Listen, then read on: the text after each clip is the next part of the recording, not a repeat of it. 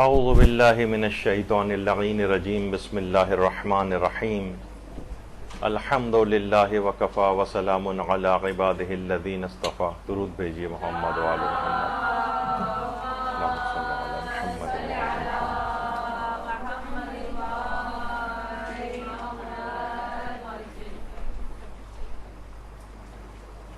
صرف ایک روز درمیان میں ہے اور اس کے بعد 20 سفر کو امام حسین علیہ الصلوۃ والسلام کا 40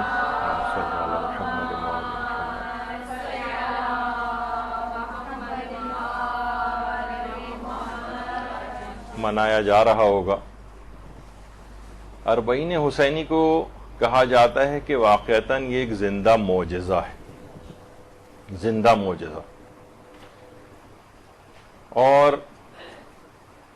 کہا جاتا ہے کہ اتنا چھوٹا سا شہر ہے کربلا, کروڑوں لوگوں کا اس چھوٹے سے شہر میں آنا, یہاں پر کھانا پینا, یہاں پر عبادات اور مراسم عزاداری کو انجام دینا اور بغیر کسی مشکل کے اپنے وطن واپس چلے جانا, اور وہاں کے مقامی باشندوں کی عقل انسانی کو حیران کر دینے والی میزبانی حقیقتاً ایک معجزے سے کم نہیں محسوس ہوتی.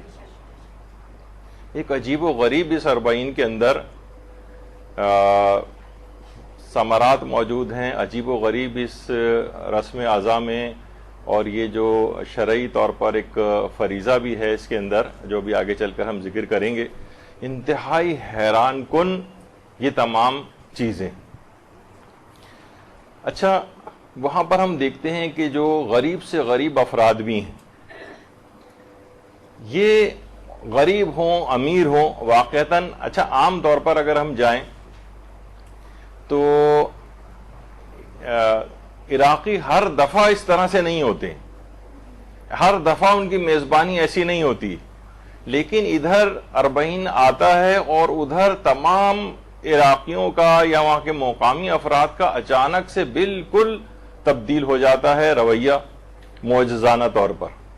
ہر شخص نکل آتا ہے زائرین کی خدمت کے لیے. اچھا, بہت سی جگہوں کے اوپر ہم دیکھتے بھی ہیں, جیسے اور ممالک جہاں پر حج ہوتا ہے, عمرہ ہوتا ہے, وہاں کے مقامی افراد میں کبھی کوئی تبدیلی اس لحاظ سے دیکھنے میں نہیں آتی. میں کسی ظاہر مذہبی تعصب کی بنا پر یہ بات نہیں کہہ رہا, ہر شخص وہاں پہ آبزرو کر سکتا ہے. ایک حقارت آمیز سلوک عام طور پر وہاں پہ انتظامیہ کی طرف سے بھی ہوتا ہے اور عام افراد بھی تقریباً عجیب ایک رویے کے ساتھ ملتے ہیں. لیکن واقعی 40 حسینی کے موقع پر وہاں کے غریب افراد جس کے پاس کوئی حیثیت کچھ نہیں بھی ہے, وہ بھی کم سے کم کچھ نہیں تو شربت پلا دے گا, کچھ نہیں تو صرف پانی ہی پلا دے گا, لیکن میزبانی ضرور کرے گا. غریب سے غریب افراد جس کے پاس جو کچھ بھی ہوتا ہے وہ زائرین کی خدمت کے لیے اپنے آپ کو حاضر کر دیتا ہے, اور اپنے اس لحاظ سے اپنا ایک فریضہ سمجھتا ہے کہ امام معصوم نے یہ بات ارشاد فرمائی تھی, نصیحت وصیت فرمائی تھی کہ کم سے کم 3 دن تک ان کے زائرین کی میزبانی کی جائے. تو اپنی استطاعت کے مطابق ہر شخص 40 حسینی کے اندر حصہ ڈالتا ہے.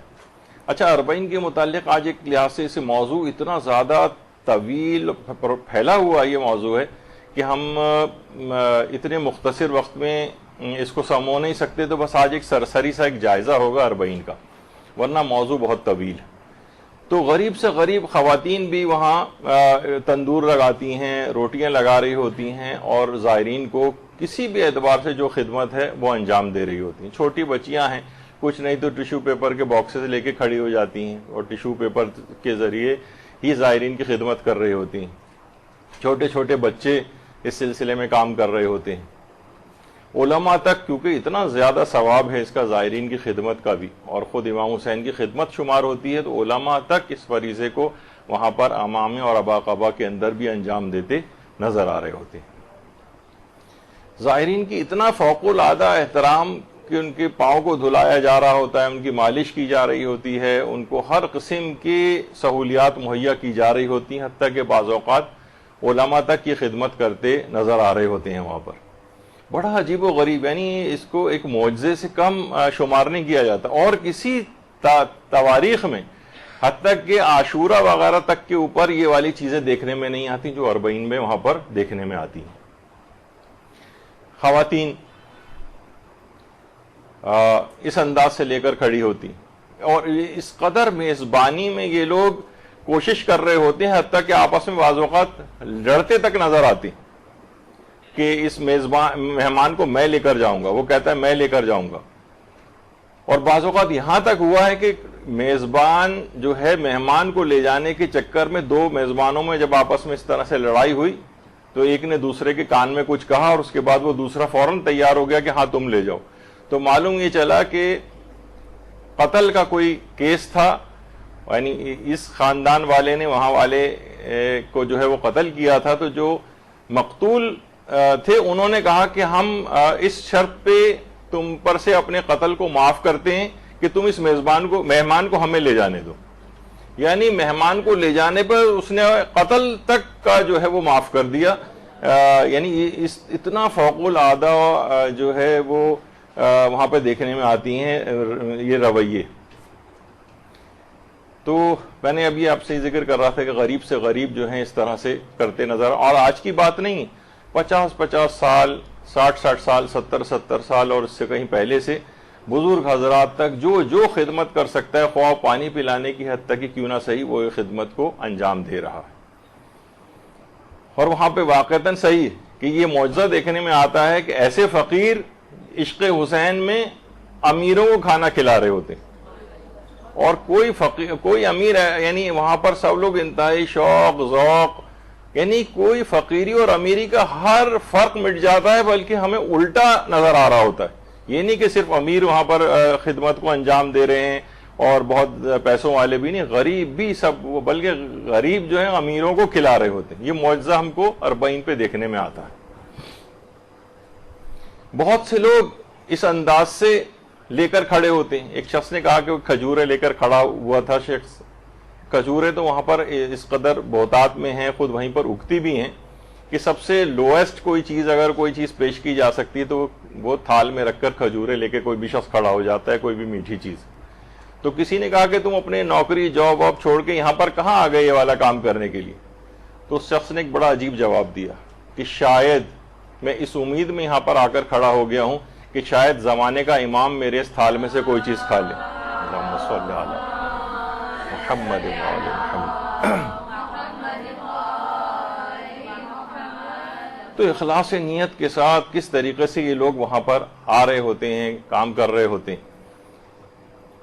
یہاں تک لوگوں نے دیکھا، کچھ زائرین گئے ہوئے تھے وہاں پر، وہ بتاتے ہیں کہ ہم کسی جگہ تھک کر بیٹھ جاتے تھے، ایک جگہ تھک کر بیٹھے تو دیکھا کہ پیچھے سے کوئی آ کر کھڑا ہو گیا شخص، ہم پر سایہ کر رہا ہے۔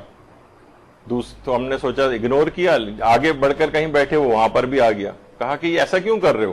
کہا کہ میں اتنا غریب ہوں کہ ایک پیسہ بھی خرچ نہیں کر سکتا، تو میں کم سے کم یہ کر سکتا ہوں کہ زائرین پر دھوپ پڑنے سے بچاؤں اور اب آپ کو اپنے سائے میں لے لوں۔ کتنی عجیب و غریب وہاں پر دنیا ایک نظر آتی ہے 40 کے موقع پر۔ یہ بھی آیت اللہ شیخ ناصر مکارم شیرازی فرماتے ہیں کہ 40 اپنی جلالت میں کسی قیامت سے کم نہیں۔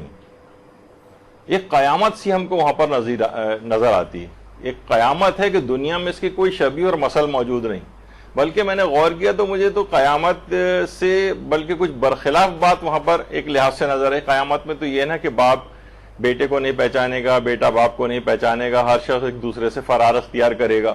یہاں پر تو رشتہ داروں کو چھوڑیں، اجنبی افراد آپ سے آ کر تعلق پیدا کرنے کی کوشش کرتے ہیں اور آپ کی خدمت بڑھ کر کام کرنے کی کوشش کرتے ہیں۔ قیامت میں تو یہ تھا نا کہ وہاں ہر شخص ایک دوسرے کے حقوق جو غصب کیے ہوں گے اس وجہ سے ایک دوسرے سے فرار اختیار کرے گا، لیکن یہاں اجنبی آ کر آپ سے تعلق کو جوڑنے کی کوشش کرتا ہے۔ عجیب و غریب قسم کی قیامت ہے 40۔ تو فرماتے ہیں کہ 2 کروڑ یا اس سے بھی کچھ کم یا زیادہ افراد ان شہداء کے لیے جنہوں نے 1400 سال پہلے ظلم و ستم سے مبارزہ کیا اور اپنی عزت و شرف کا تحفظ کیا، ان کے لیے دور دراز علاقوں سے پیادہ ان کے مقبروں کی جانب سفر کرتے ہیں، حتیٰ کہ اپاہج اور ناتوان افراد بھی ان کے ساتھ ہوتے ہیں۔ کہہ رہے ہیں یہ طریقہ راہ فداکاری اور عزت و آزادی کا سب سے بہترین اظہار ہے۔ تو واقعتاً ایک عجیب و غریب دنیا ہے ایک اربعین. دیکھیے 40 ویسے تو گنتی کے اعتبار سے یہ کہا جاتا ہے کہ 40 کے عدد کو کہا جاتا ہے، اور ہمارے ہاں بھی جو ایک رسم رائج ہے جس کو 40واں کہا جاتا ہے، وہ اسی 40 ہی کا سمجھیں کہ اردو کے اندر نام ہے کہ اس کی جو شرعی حیثیت ہے وہ اس لحاظ سے ہی اپنے طور پر کی جاتی ہے کہ امام حسین علیہ السلام کا کیونکہ 40 ہے، اس لحاظ سے ہم اپنے بھی مرنے والوں کو اس انداز سے یاد کرتے ہیں 40. اور 40 کسی بھی چیز کو 40 دن تک متواتر انجام دینا، اس کو بھی 40 کہا جاتا ہے، یا جسے چلہ کاٹنا کہا جاتا ہے. کتنے عملیات میں آپ دیکھتی ہیں کہ جناب زیارت عاشورہ ہے وہ 40 روز پڑھی جائے، فلاں عمل ہے یہ 40 روز تک انجام دیا جائے، اس طرح سے. اور مصر کے ایک شہر کا نام بھی 40 ہے. اور اس والے 40 جو ابھی آ رہا ہے اس کی نسبت شہادت امام حسین کے 40ویں روز حضرت جابر بن عبداللہ انصاری اور اسیران اہل بیت جب قبر امام حسین پر پہنچے تھے، اس لحاظ سے اس کو 40 کہا جاتا. یہ ایک ایسا عدد ہے، اس پہ خود پوری ایک کلاس ہو سکتی ہے کہ 40 کے عدد کے اندر کیا کیا اسرار، رموز اور ایک لحاظ سے عرفانیت پوشیدہ. اس کے اندر کیسی کیسی برکتیں ہیں اس عدد کے اندر کہ علماء نے 40 کی احادیث کی شرحیں جو ہیں وہ لکھی ہیں. وہ روایت نہیں ملتی کہ جو بھی 40 احادیث کو یاد کرے گا قیامت کے دن فقیہ کے طور پر مشہور ہوگا. تو علماء نے 40 حدیثیں لکھ کے اس کی شرح لکھی ہے. مثلا چہل حدیث جو امام خمینی کی ہے، 40 حدیث کے نام سے جو عربی میں ہے، 40 شیخ بہائی ہے، الاربعینیات ہے، بہت ساری اس طرح کی کتابیں مسلسل 40 کے نام سے لکھی گئی ہیں. حتیٰ کہ علماء اہل سنت نے بھی 40 کے عدد کے اعتبار سے احادیث کی بہت ساری کتابیں 40 کے نام سے لکھی. تو 40 کا جو لفظ ہے 40 کا، اس کے اندر بڑے یعنی اتنا تفصیلی ہے جیسا کہ میں نے کہا کہ پوری کلاس اس کے اوپر ہو سکتی ہے، لیکن اتنا وقت نہیں ہے. اچھا، صرف امام حسین کا چہلم ہی کیوں، دیگر معصومین کا چہلم کیوں نہیں ہوتا ہے؟ تو آیت اللہ شیخ حافظ بشیر نجفی صاحب سے یہ سوال پوچھا گیا تھا کہ صرف امام حسین کا چہلم ہی کیوں منایا جاتا ہے. تو انہوں نے کہا کہ روایات میں فقط اور فقط صرف اور صرف امام حسین کے چہلم کی زیارت ائمہ سے وارد ہوئی، اور رسول اسلام سے لے کر امام زمانہ عجل اللہ تعالی فرجہ الشریف، اللہم صلی علی محمد،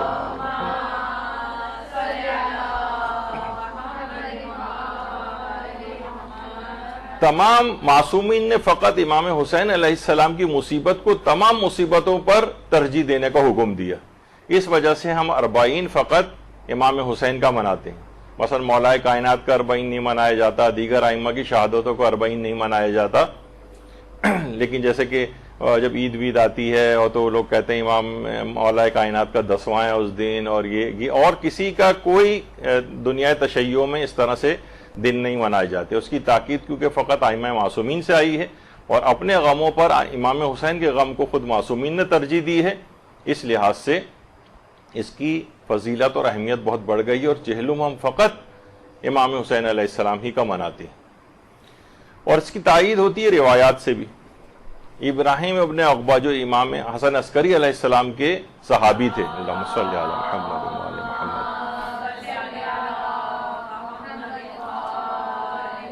انہوں نے امام کو خط لکھا اور اس میں امام حسین، امام موسیٰ کاظم علیہ السلام، امام محمد تقی علیہ السلام کی زیارت کے ثواب کے بارے میں پوچھا. تو امام نے فرمایا کہ حضرت ابا عبداللہ الحسین کی زیارت سب پر مقدم ہے. یعنی امام حسین کی مصیبت کو بھی مقدم کیا ہے معصومین نے، اور ان کی زیارت کو بھی مقدم کیا ہے معصومین علیہ السلام نے. تو اس لحاظ سے ہم فقط اور فقط چہلم امام حسین کا ہی مناتے ہیں.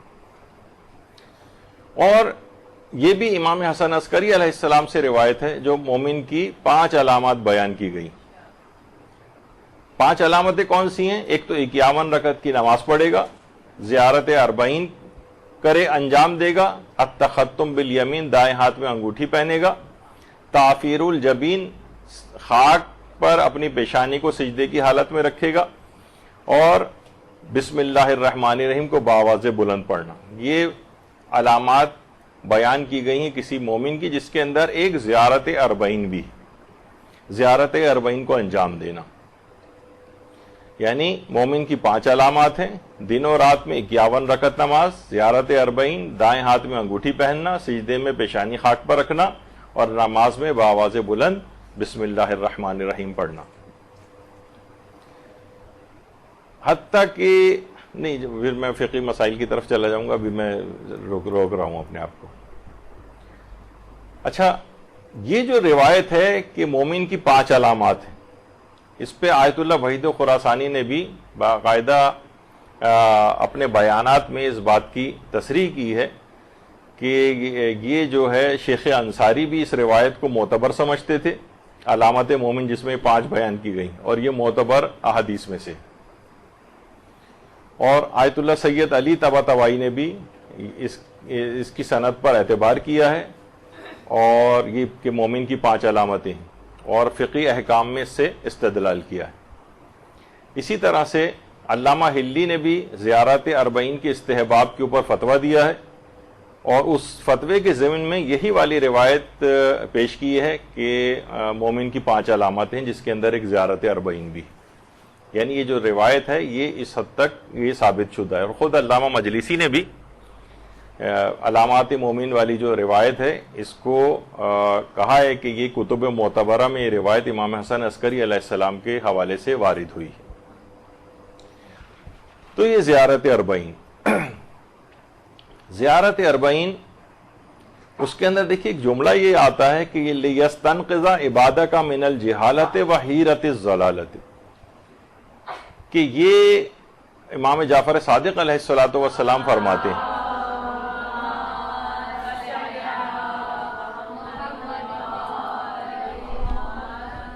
کہ امام حسین علیہ السلام نے اپنی جان تیری راہ میں قربان کر دی تاکہ تیرے بندوں کو جہالت و گمراہی سے نجات دلائے۔ تو جہالت اور گمراہی سے نجات دلانے کے لیے امام حسین علیہ السلام نے اپنی جان کو قربان کیا۔ تو ہمیں اس کے پیغامات بھی دیکھنے چاہیے۔ زیارت مطلقہ میں یہ بات آئی ہے کہ سید الشہداء امام حسین اور آپ کے تمام اصحاب نماز کی راہ میں شہید ہوئے ہیں، اور اس کے اندر ہے اشہد انک قد اقمت الصلاۃ وآتیت الزکاۃ وامرت بالمعروف ونہیت عن المنکر، گواہی دیتا ہوں میں کہ آپ نے نماز قائم کی اور زکوٰۃ دی، نیکیوں کو حکم دیا، برائیوں سے روکا۔ تو یہ کیسے ممکن ہے کہ ان زیارات کو انجام دینے والا، زیارت اربعین کو کرنے والا، زیارت اربعین کو پڑھنے والا، وہ ان تمام چیزوں سے اپنے آپ کو دور لے جائے، وہ نہ نماز پڑھے، نہ زکوٰۃ و خمس دے، نیکیوں کو حکم نہ دے، برائیوں سے نہ روکے؟ یعنی یہ اس کا ایک فریضہ بنتا ہے کہ جب آپ یہ سب امور کو انجام دے رہے ہیں تو آپ لازمی طور پر ان تمام باتوں کو بھی انجام دیں۔ یعنی یہ فقط صرف ایک رسم کے طور پر نہیں ہے، ان چیزوں سے بہت کچھ حاصل کرنے کی بھی ضرورت ہے۔ اچھا، زیارت اربعین کے حوالے سے مفضل ابن عمر جو چھٹے امام کے ہمارے مشہور صحابی ہیں، وہ بیان کرتے ہیں کہ ایک دفعہ ہم چھٹے امام امام جعفر صادق علیہ السلام کی خدمت میں حاضر تھے، اللہم صل علی محمد وعلی محمد، کہ حضرت ابو بصیر اور صفوان جمال حضرت کی خدمت میں حاضر ہوئے اور آ کے کہا کہ فرزند رسول آپ پر قربان ہو جائیں، ہمیں اپنے حقیقی شیعوں کی نشانیاں بتلائیے۔ تو چھٹے امام نے جواب میں فرمایا کہ ہمارے شیعوں کی بہت سی نشانیاں۔ انہوں نے کہا نہیں مولا، ہماری جانیں آپ پر قربان ہو، ہم کن علامتوں کے ذریعے آپ کے شیعوں کو دیگر لوگوں سے الگ کر سکتے ہیں؟ اب امام نے علامات بیان کرنا شروع کی، جس میں سے 2 علامتیں یہ بھی تھیں، جس میں سے ایک تھی سخاوت اور دوسری ہے زیارت اربعین۔ یعنی کس چیزوں سے آپ دوسروں سے ممتاز کر سکتے ہیں، کیونکہ بہت سارے لوگ ممکن ہے کہ معاشرے کے اندر ہوں، تو ہم کیسے پہچانیں کہ آپ کا شیعہ ہے؟ تو بہت سی علامتیں بیان امام نے کی، جس کے اندر 2 خصوصیت کے ساتھ تھیں، جس میں سے ایک تو سخاوت، یعنی سخی ہونا چاہیے امام کے چاہنے والے کو، اور دوسرا ہے کہ زیارت اربعین کو انجام دینے والا ہونا چاہیے۔ اس لحاظ سے بھی دیکھیے مومن کی جو نشانیوں میں سے ایک نشانی جو کہ 5 علامتوں کے اندر بیان کی گئی وہ الگ تھی، لیکن الگ سے ایک روایت صفوان جمال کی اور ابو بصیر سے جو روایت ہے اس میں بھی زیارت اربعین کو الگ سے بیان کیا گیا مومن کی نشانی کے طور پر۔ اچھا دیکھیے، امام کی فضیلتوں کے اعتبار سے، جو زیارت کی فضیلت کے اعتبار سے مختلف ایام میں امام حسین کی زیارت کی بہت زیادہ تاکید ہے۔ ویسے تو ایک انسان روزانہ ہی زیارت امام حسین پڑھے، ہر نماز کے بعد انسان پڑھتا ہے، لیکن کچھ خاص زمان و مکان کے اعتبار سے بھی چیزیں ہیں۔ مثلا شب جمعہ بہت زیادہ تاکید ہے زیارت امام حسین کی، روز جمعہ تاکید ہے، روز عرفہ بہت زیادہ تاکید ہے، ماہ رجب میں بہت تاکید ہے، پہلی اور 15 رجب کی تاریخوں میں، شعبان میں، اور خاص طور پر شب نیمہ شعبان میں 15 شعبان کی رات کو بڑی خصوصیت کے ساتھ الگ سے زیارات وارد ہوئی ہیں۔ اچھا، اسی طرح سے 3 شعبان کو امام کی ولادت کے روز، اور اسی طرح سے ماہ رمضان المبارک میں 15 رمضان اور آخری جو رمضان کی تاریخیں ہیں، اس طرح شب اول رمضان ہے، شب آخر رمضان ہے، شب قدر میں خاص طور پہ 23ویں رمضان کی جو شب ہے اس میں شب عید الفطر کو زیارت امام حسین پڑھی جائے، شب عید قربان کو پڑھی جائے، اسی طرح روز مباہلہ اور روز نزول آیت حلطہ اور شب عاشورہ، روز عاشور اور اربعین، یعنی یہ ساری فضیلتوں کے اعتبار سے نہیں کوئی دن اور زمانہ ایسا نہیں نظر آ رہا۔ کچھ زمانوں میں تو بہت تاکید ہے، اور شیعت کے اندر تو ہر نماز کے بعد زیارت کے اس لحاظ سے کم 3 دفعہ تو زیارت الگ سے پڑھی ہی جاتی ہے امام حسین کی۔ لیکن کچھ خاص ایام میں بہت زیادہ تاکید ہے، ان خاص الخاص ایام میں سے ایک روز اربعین بھی ہے، خاص الخاص ایام میں سے، اور اس قدر ہے کہ اللہ کو تمام اعمال میں سب سے زیادہ محبوب قبر امام حسین کی زیارت ہے۔ یہ چھٹے امام کا ارشاد گرامی، اللہم صلی علی محمد وعلی محمد، سب سے زیادہ۔ اچھا، اسی طرح سے معصومین کی سیرت میں ایک چیز اور بھی تھی جو اب بھی لوگ اس کو اڈاپٹ کر سکتے ہیں، کہ چھٹے امام اور امام علی نقی علیہ السلام سے نقل ہوا ہے کہ وہ بیماری کے وقت اپنی نیابت میں امام حسین کی زیارت اور زیارت کی دعا کے لیے دوسرے افراد کو بھیجا کرتے تھے نائب بنا کر۔ ابھی بھی بہت سارے افراد ایسے ہو سکتے ہیں کہ جن کے پاس مال موجود ہے لیکن ایسے حالات ہیں کہ وہ نہیں جا سکتے ہیں، ایسی مصروفیات ہیں، کوئی بیماری ہے، کوئی اور پرابلم ہے، تو وہ نائب بنا کر بھی امام حسین کی زیارت کے لیے بھیج سکتے ہیں۔ یا مثلا بہت سارے افراد مل کر بھی، مثلا 10 افراد ہوں ایک ساتھ، اتنا مثلا کسی کے پاس پیسہ نہیں ہے، 10 افراد نے 20 افراد نے پول بنا لیا ایک پیسوں کا کہ ہم سب لوگ جمع کر کے ایک شخص کو اپنا نائب بنا کر بھیجیں گے زیارت کے لیے۔ یہ چیزیں بھی بہت ممکن ہیں، کی جا سکتی ہیں۔ اسی طریقے سے اپنے نیابت میں طواف کروائے جا سکتے ہیں، عمرہ کروایا جا سکتا ہے۔ لوگ یہ سوچتے ہیں نا کہ بھئی اتنے زیادہ پیسے ہمارے پاس ابھی نہیں ہیں، تو کوئی بات نہیں، اس طرح سے اپنا ایک گروپ بنا لیا جائے اور اسی گروپ میں سے ہی کسی کو قرآن دازی کر کے آپ بھیج دیں، یا یہ کہ الگ سے کسی شخص کو، عالم کو، کسی طالب علم کو، کوئی دیندار شخص کو جو کہ غریب ہو اور جا بھی نہ سکتا ہو تو اس کو نائب بنا کر بھیج دیا جائے۔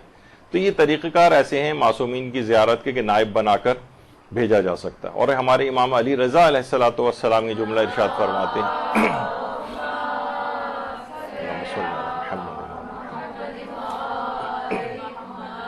کہ جو شخص بھی فرات کے کنارے حضرت ابا عبداللہ الحسین کی زیارت کرتا ہے وہ اس شخص کی طرح ہے کہ جیسے اس نے عرش پر پروردگار عالم کی زیارت کی ہو۔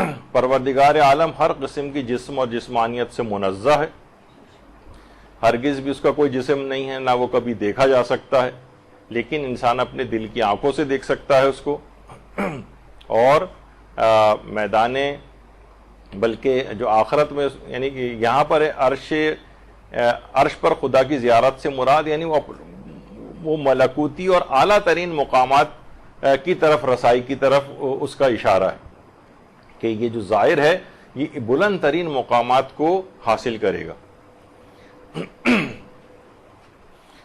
جب یہ آداب زیارت میں ایک چیز آئی ہے کہ جب زائر وہاں پر پہنچتا ہے فرات پر تو وہ 100 مرتبہ اللہ اکبر کہے اور 100 مرتبہ لا الہ الا اللہ کہے اور 100 مرتبہ محمد و آل محمد علیہ السلام پر درود بھیجے۔ اللہم صلی علی محمد و آل محمد۔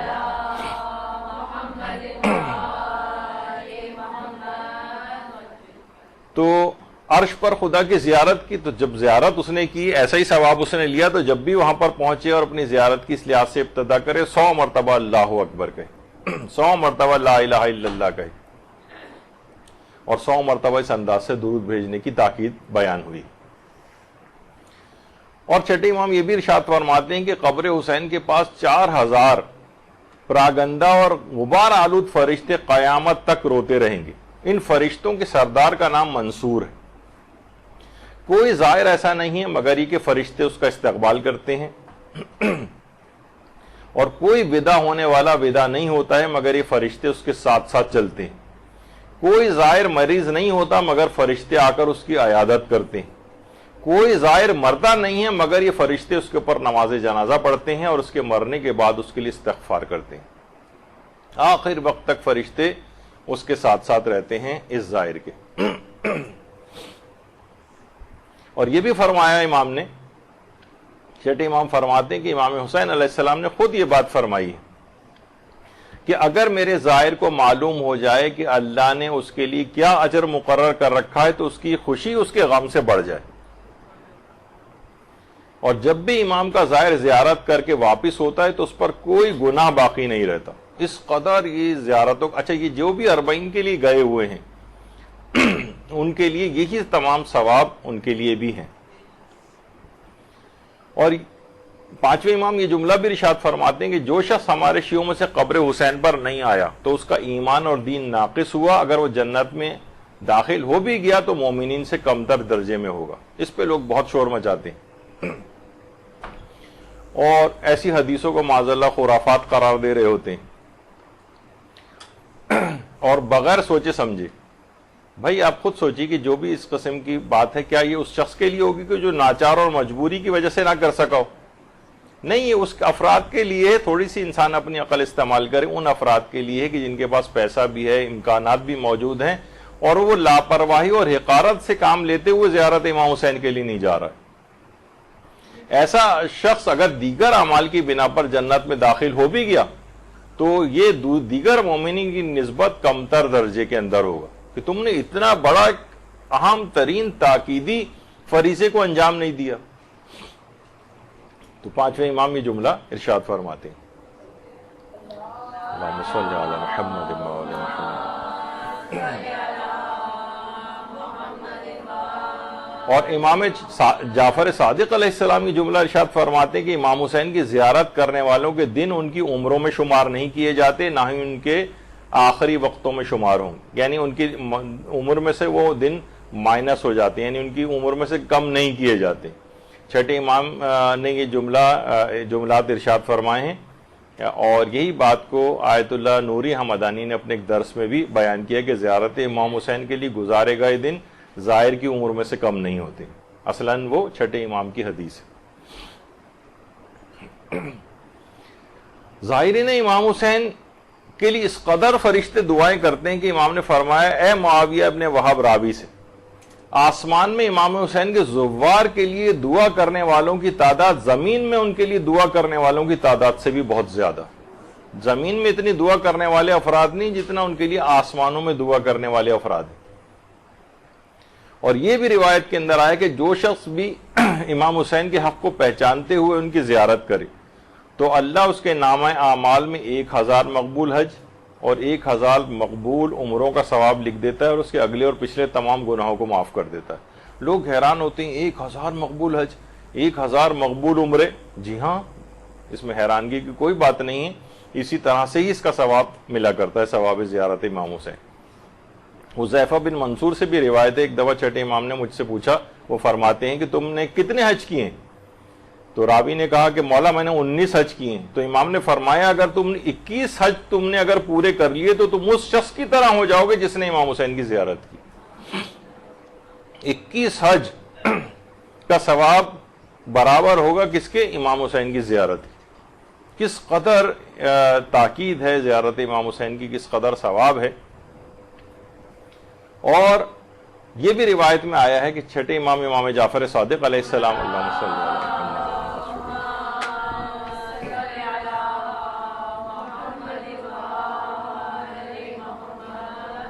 کہ راوی کہتا ہے کہ میں نے امام سے پوچھا کہ جو شخص امام حسین کی معرفت رکھتے ہوئے ان کی قبر پر اس حالت میں آتا ہے کہ نہ وہ منکر ہوتا ہے اور نہ متکبر۔ دیکھیے بہت سارے لوگ وہ ممکن ہے اس طرح سے چلے جائیں کہ وہ امام حسین کی عظمت سے کو نہ مانتے ہوں، بس ایسی چلے گئے ذرا گھومنے پھرنے کے اعتبار سے۔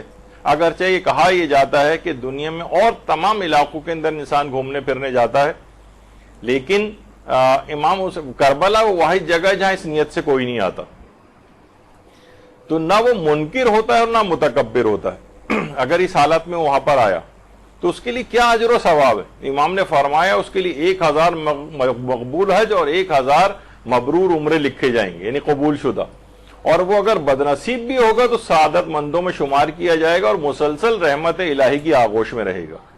درود بھیجیے محمد علیہ۔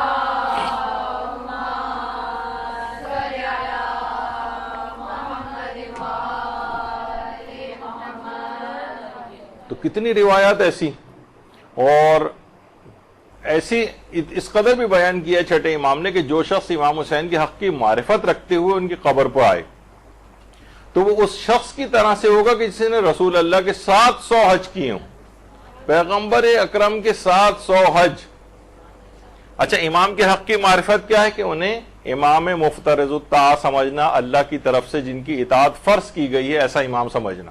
کیونکہ بہت سے لوگ بھی کہہ دیتے ہیں جو کہ امام حسین علیہ السلام کو اس انداز سے امام نہیں مانتے ہیں، وہ بھی کہتے ہیں امام حسین علیہ السلام، تو وہ نہیں، ایسا کم سے کم معرفت ان کی یہ ہے کہ انہیں ایسا اللہ کی طرف سے کہ جن کو امام بنایا گیا ہے اور ان کی اطاعت ہم پر فرض قرار دی گئی، جو کہ ہمارا عقیدہ امامت ہے، اس لحاظ سے اگر کوئی یہ کم سے کم حق معرفت ہے کہ جس پہ کم سے کم تمام شیعہ پورے اترتے ہیں، کہ اس کا ثواب یہ بیان کیا گیا ہے کہ وہ اس شخص کی مانند ہے کہ گویا اس نے 100 حج پیغمبر اسلام کے ساتھ کیے ہوں۔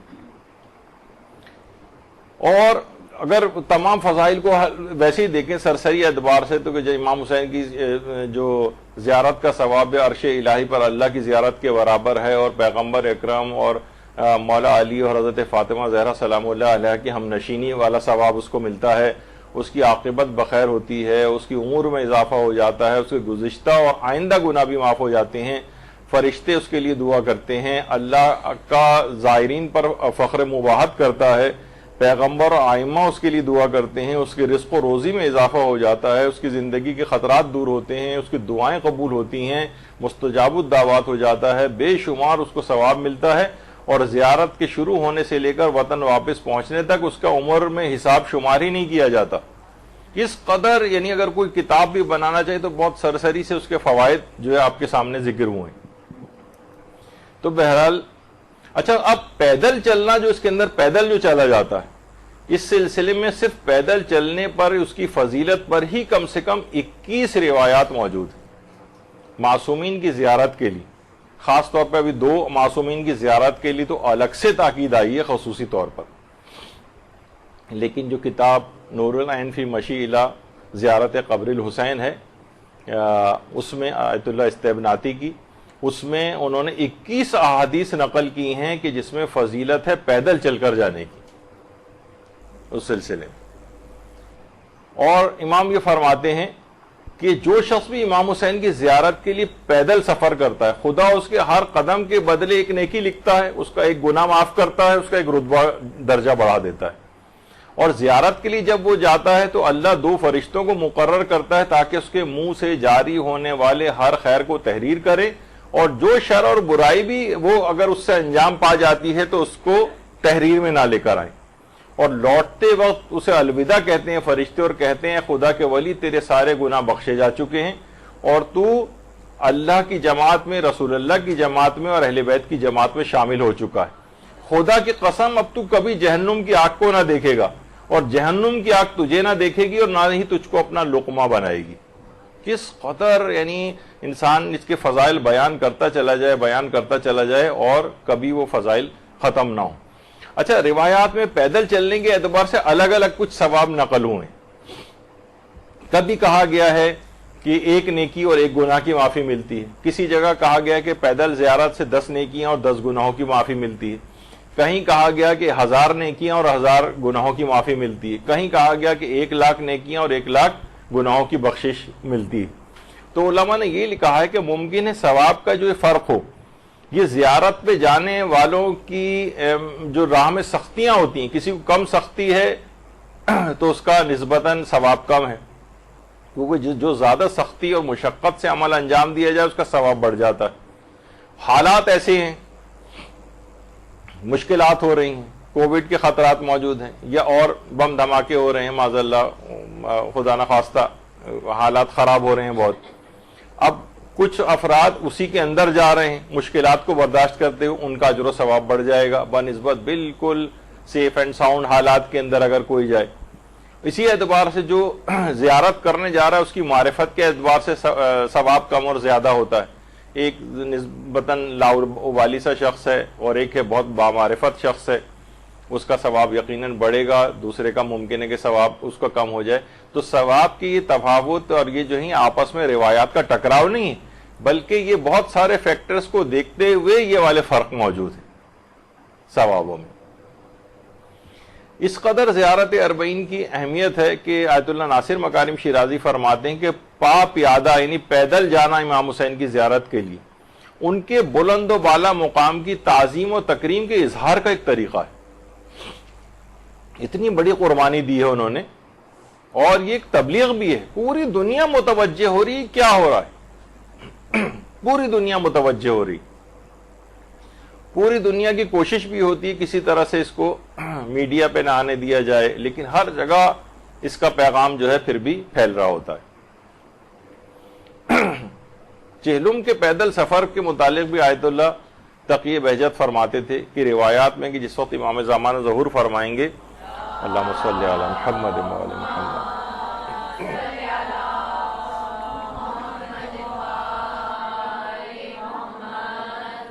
تو وہ دنیا والوں کو 5 مرتبہ آواز دے کر کہیں گے اور اپنا تعارف امام زمانہ کے لحاظ سے کروائیں گے۔ تو امام زمانہ کیوں اپنا تعارف کرا رہے ہیں؟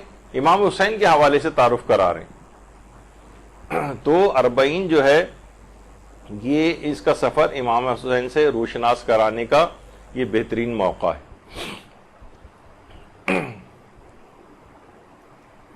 اچھا، معصومین کی جو پیدل زیارت ہے، اس سلسلے میں بہت سارے استفتاء بھی علماء سے کیے گئے کہ اس کی شرعی دلیل کیا ہے، پیدل کیوں جائیں؟ تو ابھی آیت اللہ سید محمد سعید الحکیم طباطبائی، جن کا ابھی تھوڑے ہی دن پہلے انتقال ہوا ہے، تو آیت اللہ سید محمد حسین طباطبائی جو ہیں آیت اللہ سعید الحکیم طباطبائی جو ہیں، انہوں نے کئی نکات اس سلسلے میں بیان کیے ہیں۔ اچھا، آیت اللہ سیستانی کو ان کے انتقال پر اس قدر تکلیف اور دکھ پہنچا کہ ان کے اپنے رشتہ داروں سے ملاقات کے وقت انہوں نے کہا کہ دنیا میں سب سے زیادہ دکھ اور غم ان کے انتقال پر مجھے پہنچا ہے۔ آیت اللہ سعید الحکیم کے انتقال پر آیت اللہ سیستانی نے یہ جملے ان کے رشتہ داروں سے خطاب فرمائے۔ ان کا یہ استفتاء ہے، کہہ رہے ہیں اصلاً مقامات مقدسہ کی جو پیدل زیارت ہے اس میں کچھ نکات کو مد نظر رکھنے کی وجہ سے شرعاً مطلوب ہے یہ عمل۔ ایک تو یہ کہ روایت میں اس بات کی بہت تشویق دلائی گئی کہ امام علی اور امام حسین علیہ السلام کی زیارت پیدل انجام دی جائے۔ ان دو معصومین کی زیارت کے لیے الگ سے پیدل چلنے کا حکم ہے، مولا کائنات اور امام حسین علیہ السلام۔ اور اسی طرح سے زیارت انجام دینا ائمہ علیہم السلام کے ذکر کو زندہ کرنے کے مترادف ہے، ان کی مظلومیت کا اظہار ہوتا ہے اور اللہ کی راہ میں ان کی عظیم قربانی اور معرفت کا اظہار ہے۔ ایک ہی وجہ یہ ہے۔ اور امام حسین کی اربعین کے دن کی زیارت بعض روایتوں میں وارد ہوئی ہے، بس اس اعتبار سے امر جو ہے شرعاً مطلوب عمل ہے، اور مزید رجحان پیدا ہو جاتا ہے اس میں کہ اربعین پہ بھی انسان پیدل زیارت کے لیے جائے۔ تو پیدل زیارت کے لیے جانا یعنی بہت جہتوں سے یہ ایک بہت مطلوب عمل ہے اور شرعاً رجحان شرعی رکھتا ہے۔ سب سے پہلے جو اربعین کا سفر کب سے شروع ہوا؟ ویسے تو آیت اللہ محمد علی قاضی طباطبائی فرماتے ہیں کہ اربعین کے لیے کربلا کا سفر اختیار کرنا ائمہ معصومین کے زمانے میں بھی شیعان اہل بیت کے درمیان رائج رہ چکا ہے، حتیٰ کہ بنو امیہ اور بنو عباس کے جو خطرناک ترین ادوار تھے اس میں بھی شیعہ اس سفر کے پابند تھے، اور وہ اس عمل کو شیعان اہل بیت کی سیرت مستمرہ یعنی مسلسل ہمیشہ جاری رہنے والی سیرت سمجھتے ہیں۔ یعنی یہ کربلا کا سفر کرنا اربعین کے موقع پر یہ شیعت میں شروع سے رائج رہا ہے، لیکن باقاعدہ نجف سے کربلا جانا، باقاعدہ نجف سے کربلا جانا بطور رسم، اس کی ابتدا کس نے کی؟ تو یہ کہا جاتا ہے کہ محدث مرزا حسین نوری انہوں نے باقاعدہ اس کی ابتدا کی تھی، اور اسی 40 کے سفر کے درمیان میں ہی پیدل جب چلتے ہوئے جا رہے تھے تو ان کا انتقال ہو گیا تھا، اور نجف میں حرم امیر المومنین میں ہی محدث نوری کو دفن کیا گیا۔ اللہم صلی علی محمد۔ یہ کیا ہے؟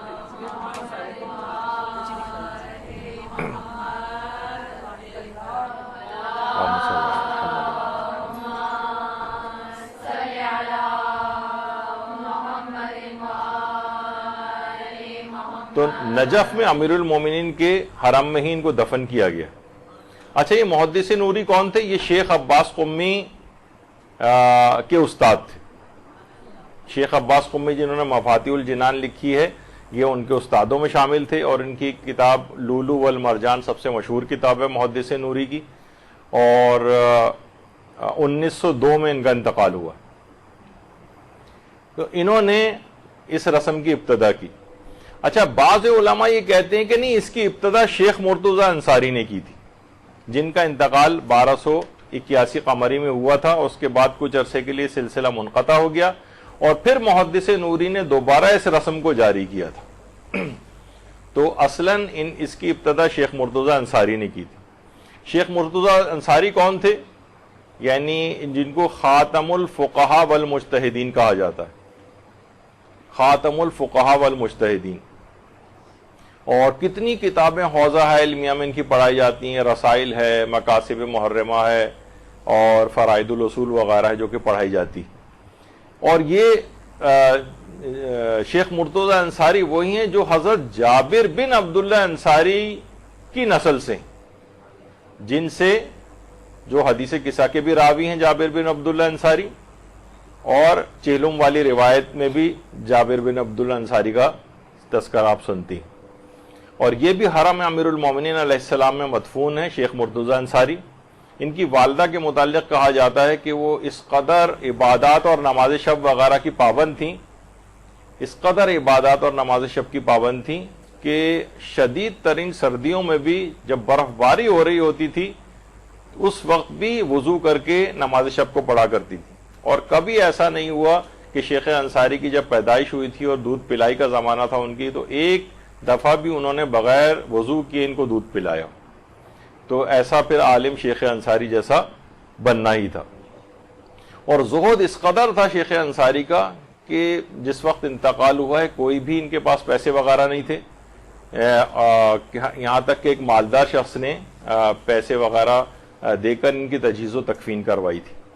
تو ابتدا کہا جاتا ہے کہ شیخ انصاری نے کی تھی، شیخ مرتضیٰ انصاری نے۔ ان کے انتقال کے بعد کچھ عرصے کے لیے سلسلہ موقوف ہو گیا تھا، اور محدث نوری نے باقاعدہ نجف سے کربلا پیدل جانے والی رسم کو اجرا کیا تھا۔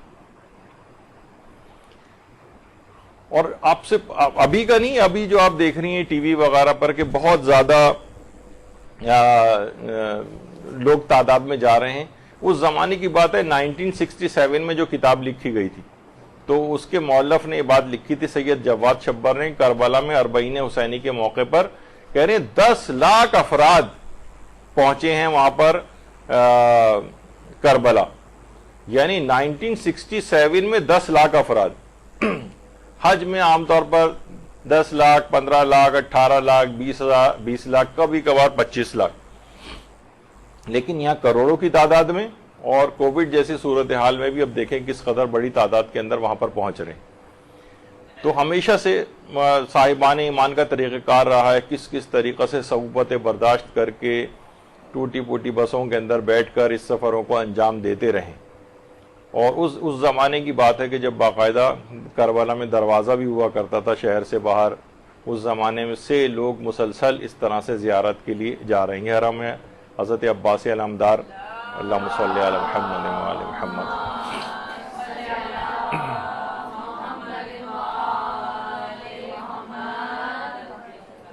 تو کس طرح سے لوگ پیدل چل چل کے جاتے تھے۔ 1916 میں دیکھیں کربلا کی جانب پیادہ روی، کتنی بڑی تعداد میں لوگ اس طرح سے جا رہے ہیں۔ 1916 اس میں سے تو تقریباً موجود بھی نہیں ہوں گے لوگ اس وقت دنیا میں، لیکن یہ سب کے سب اب جوارے امام حسین علیہ السلام میں انشاءاللہ پہنچ چکے ہوں گے اور اپنے انعامات کو پا رہے ہوں گے۔ کتنی مرتبہ زیارت امام حسین کی جائے؟ تو دیکھیے امام حسین کی زیارت سال کے تمام ایام میں جب بھی انسان آمادہ رکھتا ہو بہت پسندیدہ ہے، لیکن امام جعفر صادق علیہ السلام فرماتے ہیں اللہم صلی علی محمد وعلی محمد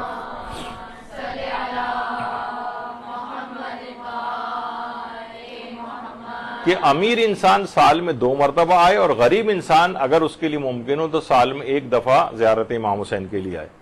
یہاں پر لوگ کئی دفعہ جانے پر اس کے لیے باتیں بنانے لگتے ہیں اور فوراً اس کو دیگر بہت سے اور نیک کام دکھانے شروع کر دیتے ہیں۔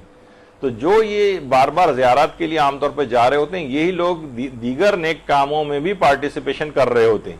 اب وہ ہر ایک کو بتا کے جھنڈا لے کے اعلان کر کے اخبار میں تصویر اور اشتہار تو نہیں چھپوائیں گے کہ وہ کیا کر رہے ہیں، لیکن وہی لوگ اور جو اس طرح سے پیسے بچا رہے ہوتے ہیں ان کو، یعنی نہ ان کا کوئی پیسہ خرچ ہو رہا ہوتا ہے ایسے افراد کا، لیکن یہ بیٹھے ہوئے بس صرف اعتراض کر رہے ہوتے ہیں کہ یہ بار بار حج پہ کیوں جا رہے ہیں، یعنی یہ پیسہ مثلا کوئی اگر رشتہ دار بھی ہے تو کہہ رہے پیسہ مجھے کیوں نہیں دیتے تھے مثلا۔ تو بھائی یہ تاکید خود ائمہ کی طرف سے آئی کہ امیر شخص ہو تو کم سے کم سال میں 2 دفعہ زیارت کے لیے جائے، اور اگر ممکن ہو تو غریب شخص ہو۔ غریب شخص سے مراد عام طور پر دیگر شہروں میں رہنے والے بھی ہو سکتے ہیں عراق کے، جن کے لیے جانا نسبتاً آسان ہے اور اتنے پیسے بھی خرچ نہیں ہوتے ہیں، لیکن جو دیگر ملکوں میں رہتے ہیں ان کے لیے اگر جانا جب بھی پاسبل ہو، جب بھی امکانات رکھتے ہو، وہ ضرور زیارت کے لیے جائیں، ان لوگوں کی باتوں کی پرواہ نہ کریں۔ یہی وجہ ہے کہ آیت اللہ شیخ جواد ملکی تبریزی جو امام خمینی کے عرفانیات کے اساتذہ میں سے تھے، وہ یہ فرماتے ہیں کہ مومنین کو چاہیے کہ 20 سفر کو یعنی 40 کے دن حضور و ماتم کا قرار دے کر امام حسین کی زیارت کو جائیں، خواہ پوری عمر میں 1 بار ہی کیوں نہ ہو، کیونکہ حدیث میں مومن کی جو 5 علامتیں بتائی گئی ہیں ان میں سے ایک زیارت 40 ہے۔ 1 دفعہ ہی خواہ کیوں نہ ہو 40 کی زیارت کے لیے انسان ضرور جائے۔ تو انسان اپنا ایک وہ بنا لے، ٹارگٹ بنا لے، اور دیکھیے یہ ہمیشہ ارادہ کرنے سے ہی انسان اس طرف اپنے ہدف اور مقصد کی طرف بڑھتا ہے۔ صرف اگر آپ بیٹھے ہیں اور سوچتے رہیں گے اور خواہش کرتے رہیں کہ میں وہاں چلا جاؤں تو یہ ممکن نہیں ہوتا جب تک کہ خود اس کے لیے آگے بڑھ کر انسان کوئی نہ کوئی اقدام کیوں نہ کرے۔ زندگی گزرتی جائے گی۔ آپ نے دیکھا کہ پچھلے سالوں کی نسبت دنیا بھی کتنی تبدیل ہو گئی ہے، کتنی سفری مشکلات بھی اس کے اندر آ چکی ہیں، لیکن اس کے باوجود بھی جو انسان جنہوں نے آگے بڑھ کر ہمت کی وہ ہم دیکھیں یہاں پر بیٹھے ہوئے اور وہ وہاں پر پہنچ چکے ہیں اور زیارت کو انجام دے رہے ہیں۔ تو بہرحال زندگی میں خواہ 1 دفعہ ہی کیوں نہ صحیح 40 کو ضرور انجام دینا چاہیے۔ اور آیت اللہ ناصر مکارم شیرازی بھی ان مراجع کرام میں سے ہیں جنہوں نے کئی مرتبہ نجف سے کربلا نہ صرف پیدل بلکہ پا برہنہ زیارت کو انجام دیا، ننگے پاؤں۔ اس زمانوں میں سوچئے کہ جس وقت اتنے روڈ بھی اتنے اچھے نہیں بنے ہوئے تھے، پا برہنہ ننگے پاؤں چل کر زیارت کئی مرتبہ، 1 دفعہ نہیں۔ اور آیت اللہ مرشی نجفی 20 مرتبہ نجف سے کربلا پیدل چل کر گئے، 20 دفعہ آیت اللہ مرشی نجفی۔ اور آیت اللہ سید محمود حسینی شاہرودی نجف سے کربلا 40 مرتبہ پیدل زیارت کے لیے گئے ہیں، اور اس پیدل زیارت کے لیے بھی انہوں نے 40 یعنی 40 کا عدد مکمل کیا۔ سوچ سکتا ہے کوئی 40 یعنی 40 کی زیارت پر جانا، لیکن 40 یعنی 40 سال تک وہ انہوں نے اس عدد کو بھی مکمل کیا کہ 40 کی زیارت کے لیے بھی 40 یعنی 40 کا عدد میں مکمل کرو۔ اللہم صلی علی محمد وعلی محمد۔ اور یہ آیت اللہ محمود شاہرودی یہ وہ ان میں سے بھی ایک ہیں کہ جنہوں نے کہا جاتا ہے یہ کہ حج پر بیعصا جو ہوتا ہے، جہاں جو کہ مجتہدین کرام کا ایک آفس ہر حج میں قائم ہوتا ہے جس میں ان کے حجاج کو جو ہے وہ مسائل شریعت اور ان کی پرابلمز کو سالو کیا جاتا ہے، یہ سب سے پہلے آیت اللہ محمود شاہرودی نے اس چیز کو قائم کیا تھا، بیعصۃ الحج کے نام سے انہوں نے شروع کیا تھا۔ اور یہ مرزا نائینی کے شاگرد تھے، جو خود مرزا نائینی کتنے مشہور و معروف ہمارے فقہا میں سے گزرے ہیں۔ اور حتیٰ کہ جب مرزا نائینی جب کسی شاگرد کو اجازہ روایت دیتے تھے، یعنی اجتہاد کی کوئی سند دیتے تھے، تو وہ اپنے اس شاگرد محمود شاہرودی سے مشورے کے بعد دیا کرتے تھے۔ ان کی علمی عظمت بتا رہا ہوں۔ اور ان کو کہتے تھے کہ ان کی رائے اور گواہی دو کے برابر ہے، دو کے برابر. یہی وجہ ہے کہ دو مشہور مراجع آیت اللہ ضیاء الدین عراقی اور آیت اللہ ابو الحسن اصفہانی آیت اللہ محمود شاہرودی کو ذو شہادتین کہتے تھے. ذو شہادتین اس طرف اشارہ ہے کہ پیغمبر اسلام کے ایک صحابی ختمی مرتبہ صلی اللہ علیہ وآلہ وسلم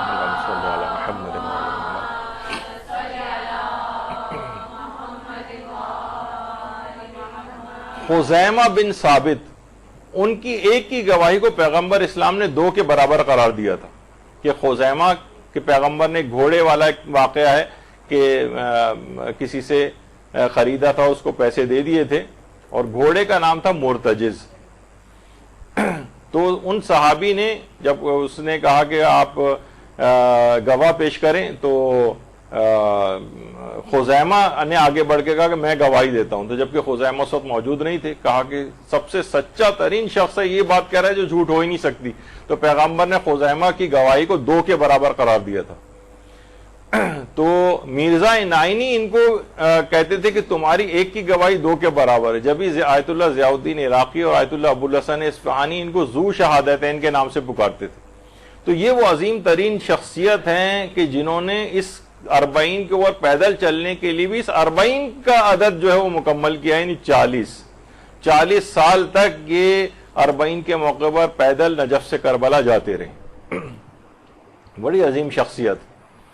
اور اس قدر تاکید ہے کہ ابو جارود صحابی فرماتے ہیں کہ چھٹے امام نے مجھ سے فرمایا کہ تمہارے اور قبر حسین کے درمیان کتنا فاصلہ ہے؟ تو راوی نے کہا کہ سواری کے ساتھ 1 دن، اور اگر پیدل جاؤں تو 1 دن اور دوسرے دن کا کچھ حصہ مجھے لگتا ہے پہنچنے میں. امام نے فرمایا پھر تو تم ہر جمعہ ہی جاتے ہوں گے؟ تو میں نے کہا نہیں ابن رسول اللہ، میں تو سال میں 1 مرتبہ جاتا ہوں. تو امام نے فرمایا تم نے کتنا بڑا ظلم کیا، اگر قبر حسین ہم سے قریب ہوتی تو تم ہمیں اس سے جدا نہ پاتے. یعنی جو جا سکتا ہو اتنا کم نہ جائے کہ بس ٹھیک ہے میں ہو کے تو آ گیا ہوں سال میں 1 دفعہ. جس کے امکانات زیادہ ہوں اسے زیادہ سے زیادہ زیارت امام حسین کے لیے جانا چاہیے. امام نے کہا تم نے بڑا ظلم کیا، اتنے کم جاتے ہو وہاں پر. تو لوگوں کی باتوں کی اس میں بالکل پرواہ نہیں کرنی چاہیے. جو دیگر اپنے احکام اور ذمہ داریاں ہیں انسان مالی وہ بھی پورا کرے، لیکن اس کی ادائیگی کے ساتھ ساتھ وہ زیارت امام حسین کے لیے بھی جاتا رہے. اور آیت اللہ سید محمد تقی طباطبائی قمی یہ بھی نجف سے کربلا پیدل اس انداز سے جایا کرتے تھے. اور یہ وہ عظیم شخصیت ہیں آیت اللہ سید محمد تقی طباطبائی قمی کہ آیت اللہ خوئی نے اپنی زندگی میں صرف 3 افراد کو اجازہ روایت دیا تھا، یعنی اجتہاد کی سند جسے کہا جاتا ہے. ان میں ایک آیت اللہ سید تقی طباطبائی قمی تھے، دوسرا مرزا علی فلسفی، اور تیسرا آیت اللہ سیستانی. آیت اللہ خوئی نے صرف 3 اجازہ اجتہاد دی جن میں سے ایک یہ شخصیت ہے آیت اللہ تقی طباطبائی قمی. بہت عظیم مرجع ہیں. اور یہ آیت اللہ سید محمد شاہرودی یعنی بڑے بڑے ہمارے علماء مراجع لیول کے، وہ اس سفر کی پابندی کرتے رہے نجف سے کربلا پیدل جانے کی. اسی طریقے سے امام خمینی کے فرزند احمد خمینی یہ بھی جب وہاں پر موجود تھے تو اس طرح سے زیارت کے لیے جایا کرتے تھے نجف سے کربلا پیدل. یہ مرحوم آیت اللہ خوئی، آیت اللہ العظمی آقا سید ابو القاسم الموسوی الخوئی، ان کا پیدل جانا زیارت کے لیے 40 کے سفر پہ. آیت اللہ سید محسن الحکیم طباطبائی جن کے نواسے سعید الحکیم طباطبائی جن کا بھی کچھ دن پہلے انتقال ہوا، اور آج ہی ایک اور بلکہ کل ان کی خبر آ گئی تھی آیت اللہ سید حسن زادہ عاملی، ان کا بھی انتقال ہو گیا. یہ آپ لوگوں کی انفارمیشن کے لیے کچھ لوگوں کو پتہ چل گیا ہوگا سوشل میڈیا کے ذریعے کہ آیت اللہ سید حسن زادہ عاملی، شیخ حسن زادہ عاملی، وہ انتقال کر گئے. اور ان کو علامہ ذوالفنون کہا جاتا ہے. یعنی اتنے مختلف علوم کا ماہر بہت ہی کم شیعہ علماء میں گزریں گے جو اتنی یعنی حساب، میتھمیٹکس، جیوگرافی اور ہر قسم کے علوم کے ماہر تھے وہ. اور اسی پر انہوں نے کتابیں بھی لکھی ہیں. یہاں تک کہ ان کے استاد آیت اللہ سید محمد حسین طباطبائی فرماتے تھے کہ آیت اللہ حسن زادہ عاملی کی عظمت کو سوائے امام زمانہ علیہ السلام کے کوئی نہیں جانتا. اللہم صلی علی محمد و آل محمد.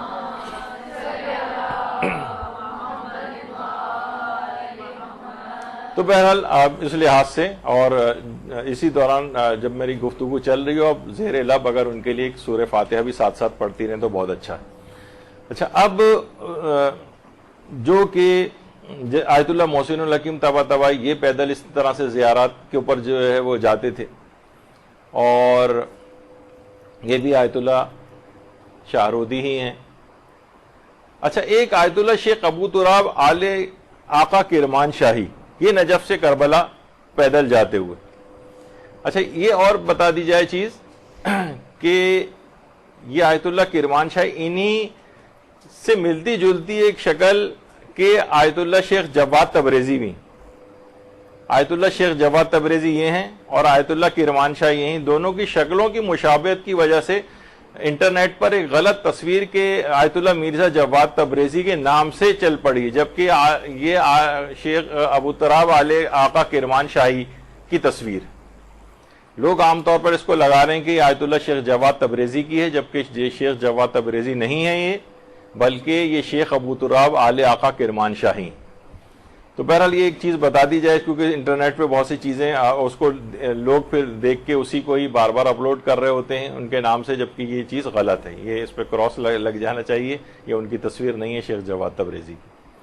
اچھا اسی طرح سے آیت اللہ سید محمد مہدی بحرالعلوم یہ اتنے بڑے ہمارے عالم تھے کہ ان کے متعلق گمان ہونے لگا تھا اور اہل سنت حضرات ان کو ان کے تقدس معابی وغیرہ کو دیکھ کے دھوکہ کھا گئے تھے کہ شاید امام مہدی یہی ہیں. آیت اللہ سید محمد مہدی بحرالعلوم. بحرالعلوم لقب تھا ان کا نام مہدی تھا. علم میں بھی اور تقدس کے اندر اتنے زیادہ تھے. اچھا ایک وہاں پر آپ نے دیکھا ہوگا کہ ایک دستہ آتا ہے کہ جو کہ تیزی کے ساتھ دوڑتا ہوا آتا ہے حرم میں اور دوڑتا ہوا عزاداری کرتا ہوا باہر نکلتا ہے. یہ بڑا فوق العادہ اور بڑا عجیب و غریب ایک غم انگیز ایک سما ہوتا ہے وہاں پر. یہ دستہ تویریج کہلاتا ہے. توئے واو رے یہ جیم تویریج.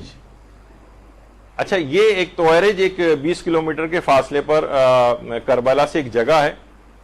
وہاں سے وہ لوگ آتے ہیں اور اس کے بعد پھر خیمہ گاہ پھر وہاں سے پیدل دوڑتے ہوئے آتے ہیں اور دوڑتے تیز رفتاری کے ساتھ ماتم کرتے ہوئے یہاں سے نکلتے ہیں.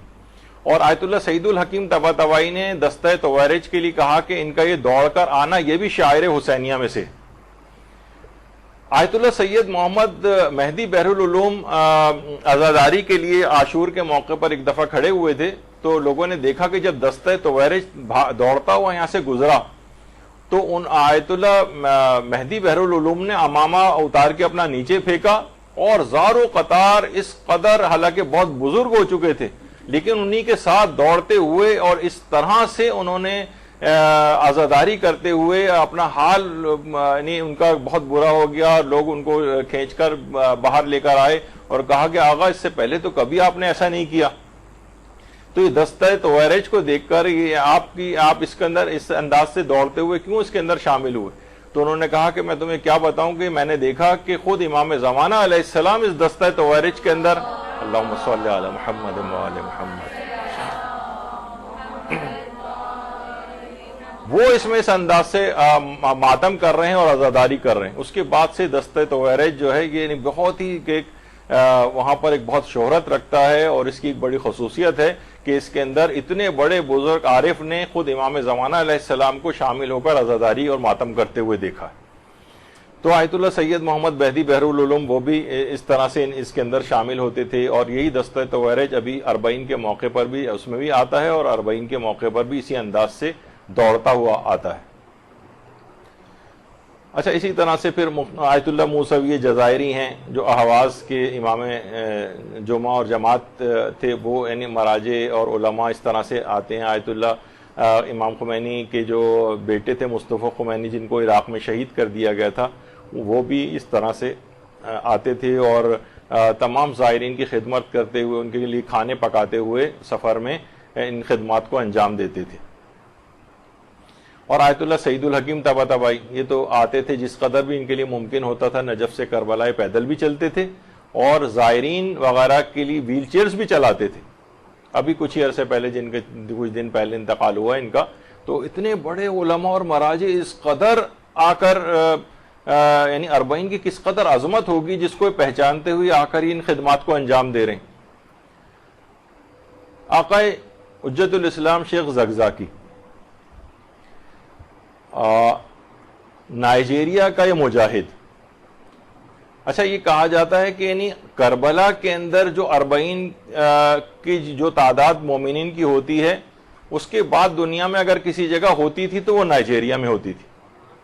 اور نائجیریا کے بعد شاید آپ لوگوں کے لیے وہ حیرانگی ہو کہ پاکستان کے اندر بھی مختلف علاقوں میں اربعین کے موقع پر جو لوگ پیادہ روی کر رہے ہوتے ہیں ان کی بھی ایک بہت بڑی تعداد، تقریباً پاکستان اس کے اندر کمپیریزن بھی کیا جانے شروع ہو گیا ہے کہ پاکستان میں بھی کتنی بڑی تعداد کے اندر لوگ جو وہاں نہیں جا پاتے ہیں وہ اپنا اظہار عقیدت اس انداز سے مناتے ہیں. البتہ ڈسپلنڈ ہو جانا چاہیے بہرحال کسی اس میں، لیکن لوگ اپنے طور پر مختلف علاقوں سے ان جلوسوں وغیرہ کو نکالتے ہیں.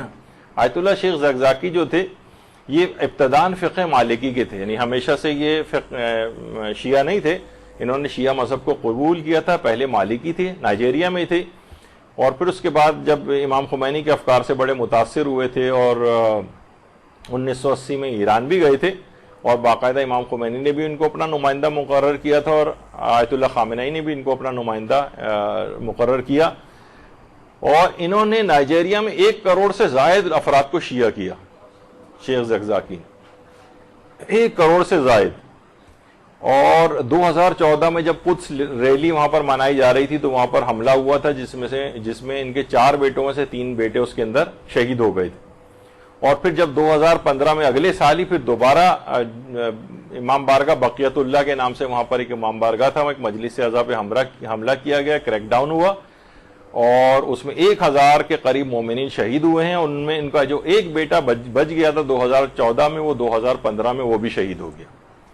تو بڑی اس مرد مجاہد کی بڑی قربانیوں کی داستانیں ہیں. خود بھی ابھی ان کو 20 مرتبہ گرفتار کرتے ہیں پھر چھوڑ دیتے ہیں، کوئی چیز ثابت نہیں ہوتی ہے ان کے اوپر. تو بہرحال اربعین کے موقع انہوں نے بھی نائجیریا کے اندر اربعین کی پیادہ روی اس لحاظ سے شروع کی تھی تاکہ اسی کی یاد میں، اور لوگ بہت بڑی تعداد کے اندر اربعین میں کے موقع پر اس طرح سے پیدل جلوس نکالا کرتے تھے. آیت اللہ خامنئی بھی یہ فرماتے ہیں رہبر معظم کہ اربعین کا اجتماع عشق اور ایمان اور عقل و جذبے کا ایک امتزاج ہے. ہم بھی دور سے اربعین حسینی کی زائرین کو دیکھ کر رش کر رہے ہیں اور یہ آرزو کر رہے ہیں کہ کاش ہم بھی ان کے ساتھ ہوتے. یعنی مراجع جو اس وقت اپنی مختلف وجوہات کی بنا پر نہیں جا پا رہے ہوتے ہیں وہاں پر، وہ اس انداز سے اس کے اوپر رش کر رہے ہوتے. اور آیت اللہ شبیری زنجانی بھی فرماتے ہیں کہ میں آرزو رکھتا ہوں اور جسم میں میری اتنی طاقت آ جائے تو میں اس پیادہ روی میں خود جا کر شریک ہو جاؤں جو اربعین کی. یہ آیت اللہ شبیری زنجانی. اور اسی طریقے سے آیت اللہ صافی گل پائیگانی بھی یہ فرماتے ہیں کہ فرشتے آپ ان افراد کے قدموں تلے اپنے بالوں پر بچھاتے ہیں. کاش میں بھی یہ افتخار پاتا کہ لبیک یا حسین کے نعرے بلند کرتا ہوا آپ کے ہمراہ پیدل چلتا اور آپ کے قدموں کی خاک کو اپنی آنکھوں کا سرما بناتا، زائرین کے قدموں کی خاک کو اپنی آنکھوں کا سرما بناتا. تو اس قدر اس کی عظمت ہے. واقعتاً ہم کو ایک حسرت سے ان زائرین کو دیکھنا چاہیے اور آئندہ سالوں میں اس بات کی کوشش کرنی چاہیے. زائرین کو آپ دیکھیں کس قدر مصیبتیں صعوبتیں اٹھاتے ہوئے اپنے پیاروں کو اپنے گردنوں کے اوپر اس طرح سے اٹھا کر اس سفر کو طے کر رہے ہوتے ہیں. کتنے بیمار زائرین ہیں، وہ اسٹریچرز پر، بیماری کے بستر پر، ان کو نجف سے کربلا اس انداز کا سفر وہ لوگ کر رہے ہوتے ہیں. معذور افراد کو آپ دیکھیں ویل چیئرز کے اوپر اس سفر کو انجام دے رہے ہیں، بے ساکھیوں کے اوپر لوگ اس سفر کو انجام دے رہے ہوتے ہیں. اور غریب ترین افراد، غریب ترین جن کے حلیوں سے آپ دیکھیں کہ مفلس ترین، وہ بھی اس عشق حسینی میں کس قدر دیوانہ وار اس سفر کو طے کر رہے ہوتے. ایک عجیب، بلکہ جن کے پاؤں بھی نہیں ہوتے وہ بھی اسی انداز سے اس سفر کو انجام دے رہے ہوتے. گھٹنوں کے بل چل چل کے جا رہے ہوتے، یعنی واقعتاً قیامت سے کم سفر نہیں ہے وہاں کا. یہ دیکھیے اسٹریچر پہ مریض جا رہے ہیں. کبھی کبھی شدید موسم کی وہ سختیاں آ جاتی ہیں، شدید بارش ہو رہی ہے، شدید سردی ہو رہی ہے، شدید گرمی ہو رہی ہے، لیکن پھر بھی سفر کو جو ہے وہ انجام دے رہے ہوتے ہیں. پاؤں چھل چکے ہوتے ہیں، زخم آ چکے ہوتے ہیں، لیکن عشق حسینی میں سب چیزیں بالکل گوارا ہوتی ہیں. اور یہی روایات میں یہ بھی چیز بھی بیان ہوئی ہے. ہمارے چھٹے امام امام جعفر صادق علیہ الصلوۃ والسلام فرماتے ہیں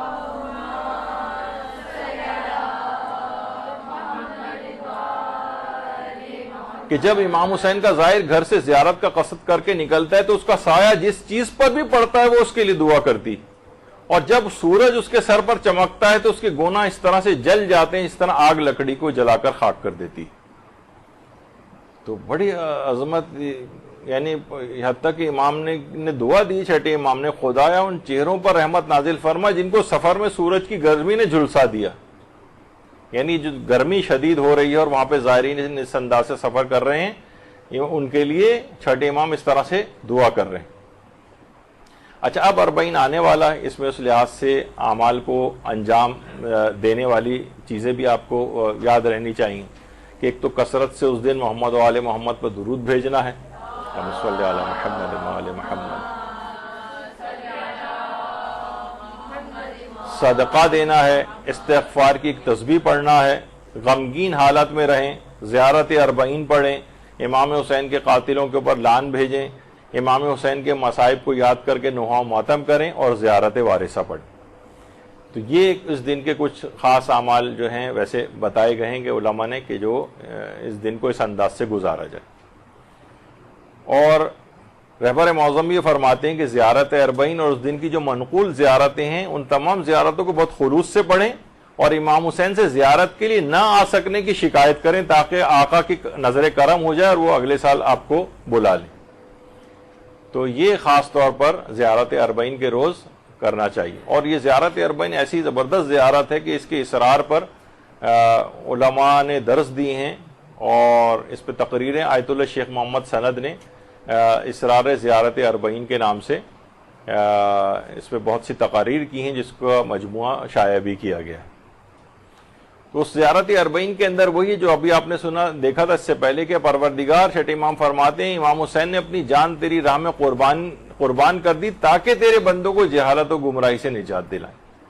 تو جہالت اور گمراہی یہ دو چیزیں ایسی ہیں کہ ہر زائر کو بھی، ہر زیارت پڑھنے والے کو بھی یہ دو امراض کو اپنے اندر سے نکالنا، جہالت کو دور کرنا ہے، علم حاصل کرنا ہے، اور گمراہی سے اپنے آپ کو بچانا ہے. یہ امام حسین کے اہداف و مقاصد میں سے. تو قول مشہور یہی کہ 40 کے دن ہی اہل بیت حرم جو ہیں وہ شام سے کربلا لوٹے. اچھا، اب یہ بات بیان کر دی جائے کہ اس میں ایک تھوڑا سا ایک اختلاف ہے تاریخ کے اندر، ہم اس اختلاف کے اندر نہیں جائیں گے، نہ کوئی ضرورت ہے جانے کی. لیکن ہمارے ایک عالم آیت اللہ سید محمد علی قاضی طباطبائی نے کتاب لکھی ہے تحقیق دربار اولین 40 حضرت سید الشہداء. اس میں تمام اعتراضات کا جواب دے کر اس بات کو انہوں نے ثابت کیا ہے کہ اہل حرم کا روز 40 شام سے کربلا پہنچنا ثابت، یعنی پہلے ہی سال. عام طور پر اس میں کچھ سالوں کا تفاوت کہ اگلے سال گئے تھے یا مثلا 3-4 سال بعد ان کو رہائی ملی تھی. انہوں نے اس بات کو ثابت کیا ہے کہ پہلے ہی سال کے 40 پر پہنچے، اگلے سالوں میں نہیں. تو اور ایک اس کے اندر ایک چیز پیش کی جاتی ہے، اگرچہ اس کے اندر اس پہ بھی مباحث موجود ہیں، لیکن بہرحال کہ 40 ہوتا ہی پہلے سال کے حوالے سے ہے، یعنی اگلے سالوں کا 40، یعنی یہ بھی دلائل کے اندر اس لحاظ سے اس چیز کو جو ہے وہ ذکر کیا گیا ہے کہ پہلے ہی سال کے 40 پر یہاں سے اسیران کربلا وہاں پر پہنچے تھے، اور اسی روز حضرت جابر بن عبداللہ انصاری بھی امام حسین کی قبر مطہر پر پہنچے تھے. اور اس وجہ سے آیت اللہ علی آقا قاضی طباطبائی نے کہا کہ زیارت 40 کا ایک دوسرا نام زیارت مرد الرأس بھی ہے، یعنی سروں کا لوٹایا جانا، کیونکہ روز 40 اسیران اہل بیت کربلا پلٹ کر آئے تھے اور سر اقدس امام حسین شام سے اپنے ساتھ لائے تھے اور کربلا میں لا کر دفن کیا تھا. تو یہ پہلے ہی 40 والی بات ہے. البتہ تاریخی اختلافات ہیں, دونوں طرف کے دلائل بھی ہیں, اس میں ہمیں جانا نہیں ہے, نہ اس کی جاننے کی ضرورت ہے. روز 40 حضرت جابر بن عبداللہ انصاری پا برہنہ زیارت کے لیے آئے تھے. عطیہ کوفی جو حضرت جابر بن عبداللہ انصاری کے شاگرد تھے, ان کے ساتھ سفر میں ساتھ تھے, وہ فرماتے ہیں کہ جب ہم کربلا پہنچے تو حضرت جابر نے آب فرات سے غسل کیا, پاکیزہ لباس پہنا اور پھر ننگے پاؤں قبر کی زیارت کے لیے روانہ ہوئے, اور جب قبر امام حسین کے پاس پہنچے تو قبر کے سرانے کھڑا ہو کر 3 مرتبہ کہا اللہ اکبر, اور پھر شدت غم سے بے ہوش ہو گئے.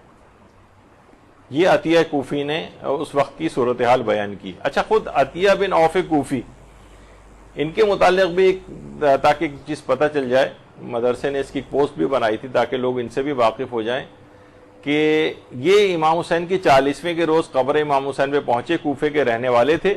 عطیہ کہتے ہیں جب میں پیدا ہوا تو میرے والد مجھے کوفے میں حضرت امیر المومنین کی زیارت کے لیے لے گئے. میرے والد سے نے عرض کیا امیر المومنین یہ لڑکا بھی پیدا ہوا, میں اس کا کیا نام رکھوں؟ تو امیر المومنین نے فرمایا اللہ کا عطیہ ہے, چنانچہ میرا نام عطیہ رکھا گیا. ہمارے ہاں عام طور پر لڑکیوں وغیرہ کا نام عطیہ رکھا جاتا ہے, لیکن عربوں میں عطیہ ایک کچھ لحاظ سے کامن نام ہے, مردوں اور عورتوں دونوں کا رکھا جاتا ہے, اور امیر المومنین نے تو خود ان کا نام رکھا تھا. تو یہ ان کو یہ سعادت ملی تھی کہ یہ روز 40 جابر بن عبداللہ انصاری کے ساتھ وہاں پر پہنچے تھے, اور کافی قابل اعتبار شخصیت ہیں, اور انہوں نے حضرت زہرا کا خطبہ جو ہے وہ نقل بھی کیا ہے. جابر بن عطیہ کہتے ہیں کہ میں 20 صفر کو جابر بن عبداللہ انصاری کے ساتھ تھا. جب ہم وہاں پہنچے تو انہوں نے غسل کیا, ایک پاکیزہ پہنا اور کہا کہ اے عطا یا عطیہ, کیا عطریات میں سے تمہارے پاس کچھ ہے؟ تو عطیہ نے کہا کہ میرے پاس سود یا سعاد کوفی, ایک خوشبو ہے خاص قسم کی. میں بیچ میں ایک چیز بتا دوں کہ خاص ہم نے اس کا عمل بھی ایک پیش کیا تھا. حافظہ بہت زیادہ قوی کرنے والا امیر المومنین نے ایک وہ طریقہ اس کا ایک بتایا تھا, جس میں ایک خاص قسم خوشبو, یہی سعود کوفی یا سعاد کوفی, وہ ملائی جاتی ہے خاص پرسنٹیج میں, پھر اس کو کچھ دن تک استعمال کرنا ہوتا ہے, کھانا ہوتا ہے. تو خود یہ ہے کہ اس قدر اس کا حافظہ قوی ہو جائے گا کہ لوگ اسے ساحر کہیں گے, یعنی جادوگرانہ طور پر, یعنی اس طریقے سے ایسا لگے گا یہ تو کوئی جادو ہے, ایسا کسی کا حافظہ کیسے ہو سکتا ہے. تو بہرحال انہوں نے کہا کہ میرے پاس سعود کوفی وہ خوشبو ہے. جابر نے اس میں سے کچھ لیا اور اپنے سر اور بدن پہ ملا, ننگے پاؤں روانہ ہوئے, قبر مطہر پر پہنچے, قبر کے سرانے کھڑے ہو گئے, 3 مرتبہ اللہ اکبر کہا اور بے ہوش ہو گئے. ہوش میں آئے تو میں نے ان کو کہتے ہوئے سنا السلام علیکم یا آل اللہ, آل اللہ, اے اللہ کی آل آپ پر سلام ہو. اچھا, یہ اللہ کی آل تو کوئی ہوتی نہیں, اللہ تو ہر تبادل و تناسل سے پاک ہے. تو علماء یہ کہتے ہیں کہ آل قریب کے معنوں میں بھی استعمال ہوتا ہے, اور آل اور عیال کے لیے ضروری نہیں تبادل و تناسل ہو, کیونکہ روایت میں الگ سے بیان کیا گئی ہے بات کہ الخلق کلہم عیال اللہ ہے, تمام کی تمام مخلوق اللہ کی عیال ہے. اللہ کے نزدیک سب سے پیاری وہ مخلوق ہے جو اس کے عیال کے ساتھ حسن سلوک کرے. تو اور عیال جو ہے وہ ضروری نہیں ہے, جیسے قرآن نے آل فرعون کہا ہے, جبکہ جو فرعون کے لشکری اور اس کی فوج اور مصری جو تھے وہ سب کے سب فرعون کی اولاد میں سے نہیں تھے, لیکن ان کو بھی آل, ان کے لیے بھی آل کا لفظ آیا. قرآن میں 13 مقامات پہ لفظ آل فرعون استعمال ہوا ہے. تو ضروری نہیں کہ آل کے میں ہمیشہ اس کی صلبی اولاد مراد ہو. تو اس وجہ سے یہ ایک چیز بیچ میں آ گئی. تو لوگ اکثر کہتے ہیں کہ اللہ کی آل اور عیال کیسے ہو سکتی ہے, تو وہ قریب کے معنوں کے اندر ہے, اور بھی اس کے دلائل ہیں. پھر کیا فرماتے ہیں کہ کہا کہ جابر نے کہا کہ مجھے قبر مطہر سے مس کرو. میں نے جابر کو قبر امام سے مس کیا تو جابر پر غشی کی کیفیت طاری ہو گئی. میں نے تھوڑا سا پانی جابر پہ چھڑکا, جب افاقہ ہوا تو جابر نے 3 دفعہ پکارا یا حسین. جب کوئی جواب نہیں آیا تو جابر نے کہا دوست کے سلام کا جواب نہیں دیتا ہے, اور پھر کہا کہ بھلا کیسے آپ جواب دے سکتے ہیں مولا کہ آپ کی گردن کی رگوں کو کاٹا جا چکا اور آپ کے سر کو تن سے جدا کر دیا گیا. یہ سب 40ویں کے روز, چہلم کے روز قبر امام حسین کے اوپر سب ہو رہا تھا. اور روز 40 عطیہ کہتے ہیں جابر نے امام حسین کی قبر کے گرد اپنی آنکھوں کو پھیرا اور زیارت کے جملے ادا کرتے ہوئے فرمایا قسم و ذات کی جس نے حضرت محمد کو حق کے ساتھ مبعوث کیا، اللہم صلی علی محمد و آل محمد، اور فرمایا کہ ہم بھی آپ کے ساتھ شریک تھے مولا اس چیز میں جس میں آپ داخل ہوئے۔ عطیہ کہتے ہیں کہ جابر سے کہا کہ ہم کیسے شریک ہو گئے؟ نہ تو ہم کسی وادی میں اترے، نہ ہم کسی پہاڑ پر چڑھے، نہ تلوار سے کسی کو ضرب لگائی، نہ ان لوگوں کے سر و بدن و اولاد میں جدائی ہوئی، نہ ہماری عورتیں بیوہ ہوئیں، تو یہ کیسے ممکن ہے؟ تو جابر نے کہا عطیہ میں نے رسول اللہ کو یہ کہتے سنا ہے کہ جو کسی قوم سے محبت کرے گا وہ ان کے ساتھ ہی مشہور ہوگا، اور جو کسی قوم کے عمل کو دوست رکھے گا وہ ان کے عمل میں بھی شریک ہو جائے گا۔ اس وجہ سے میں نے یہ بات کہی۔ تو جابر بن عبداللہ انصاری واقعتاً ایک بہت ہی عظیم اس لحاظ سے صحابی گزرے ہیں، اور پیغمبر اسلام سے لے کر اور 5ویں امام تک کا دور انہوں نے پایا ہے، بلکہ پیغمبر اسلام کا سلام 5ویں امام محمد باقر علیہ السلام تک پہنچایا۔ اللہم صلی علی محمد و آل محمد۔ اور جابر کی عمر اس وقت، جابر کا جب انتقال ہوا ہے یا شہادت ہوئی، ان کی عمر اس وقت 94 سال تھی، اور یہ بھی ملتا ہے کہ جابر کو حجاج نے زہر دے کر شہید کیا، اور تقریباً 1500 کے قریب روایت میں جابر بن عبداللہ انصاری آتے ہیں، 1500 روایات کے راویوں میں سے ایک ہے۔ اور جب 1932 میں حضرت حذیفہ یمانی اور جابر بن عبداللہ انصاری کی جو ہیں وہ قبریں ساتھ تھیں، تو ان کی قبر کے اندر پانی آ گیا تھا، دریائے دجلہ کے کنارے ان کی جو ہے وہ قبر تھی۔ تو اس زمانے میں عراق کا جو بادشاہ تھا وہ شاہ فیصل تھا، ایک تو سعودی عرب والا شاہ فیصل وہ نہیں، عراق کا شاہ فیصل۔ اس کے خواب میں حذیفہ یمانی آئے اور کہا کہ ہماری قبروں کے اندر پانی آ رہا ہے، جابر بن عبداللہ انصاری اور حذیفہ کی قبروں میں۔ تو شاہ عراق نے جب یہ خواب دیکھا تو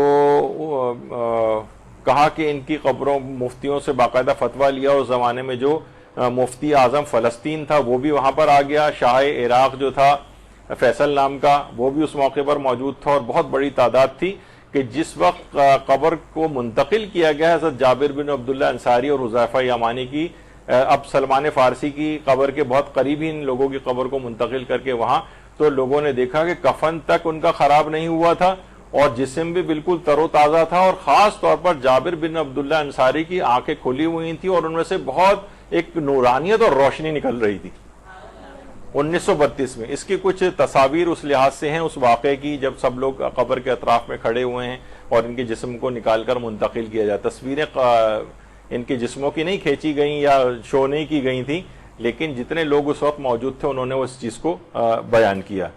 تو جابر بن عبداللہ انصاری، اور اس قدر وہ تھے کہ جس وقت یہ جوان تھے ان کی 7 یا 9 بہنیں تھیں، تو اگرچہ یہ کسی جوان خاتون سے شادی کر سکتے تھے، لیکن انہوں نے ایک اپنے سے بڑی عمر کی اور بیوہ عورت سے شادی کی تاکہ ان کی 7 یا 9 بہنوں کی کوئی پرورش کرنے والا، کوئی اس میں ہاتھ بٹانے والا ایک جہاندیدہ عورت ہو۔ تو اس لحاظ سے پھر پیغمبر اسلام نے ابتداً ان سے پوچھا تھا کہ تم بڑی عمر کی عورت سے کیوں کر رہے ہو؟ جب انہوں نے ریزن بتائی تو پیغمبر نے ان کو شاباش دی تھی۔ تو پھر بہرحال جابر بن عبداللہ انصاری اس لحاظ سے وہی اس کے راوی بھی۔